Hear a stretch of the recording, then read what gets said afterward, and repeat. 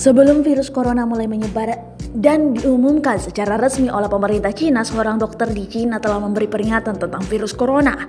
Namun, bukannya mendapat respon positif, dokter itu justru didatangi polisi dan diancam bakal diproses hukum.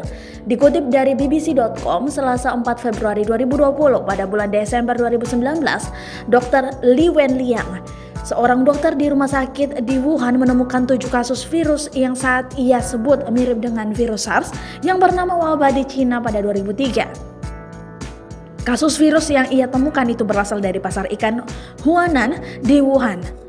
Saat itu, para pasien yang terkena virus tersebut dirawat di rumah sakit tempat Dr. Li bekerja. Menindaklanjuti temuannya tersebut, Dr. Li kemudian mengirim pesan ke sesama dokter di sebuah grup obrolan media sosial untuk memperingatkan sesama dokter tentang virus yang ia lihat. Pesan itu ia kirim pada 30 Desember 2019. Dalam pesannya itu, Dr. Li menyarankan agar mereka memakai pakai pelindung untuk menghindari infeksi. Saat itu, Dr. Li tidak tahu bahwa virus yang ia temukan merupakan virus corona baru yang kemudian mewabah saat ini. 4 hari setelah ia mengirim pesan tersebut, ia justru didatangi polisi dari bagian keamanan publik. Polisi meminta ia menandatangani surat.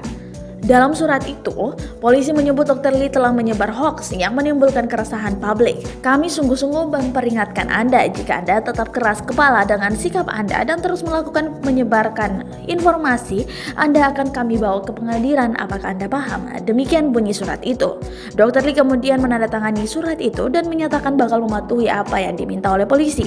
Tidak hanya Dr. Li, 7 petugas medis lainnya juga diselidiki polisi karena menyebarkan informasi soal virus tersebut. Pada akhir Januari 2020 atau setelah virus corona menyebar, Dr. Li mengunggah salinan surat polisi itu di media sosial Weibo dan menjelaskan apa yang terjadi. Sementara polisi telah meminta maaf atas apa yang mereka lakukan.